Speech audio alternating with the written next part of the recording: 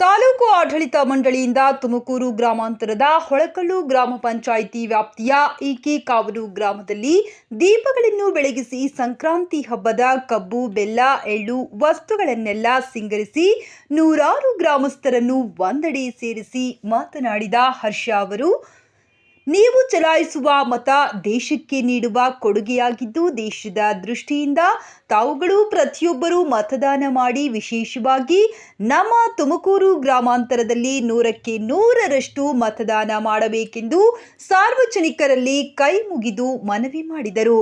ನಂತರ ಶ್ರೀ ಶಕ್ತಿ ಸಂಘ ಗ್ರಾಮಾಂತರದ ಪಿಡಿಒಗಳು, ಗ್ರಾಮ ಪಂಚಾಯಿತಿ ನೌಕರರು ಗ್ರಾಮದ ಮುಖ್ಯ ರಸ್ತೆಗಳಲ್ಲಿ ಜಾಥಾ ತೆರಳಿ ಅರಿವು ಮೂಡಿಸಿದರು.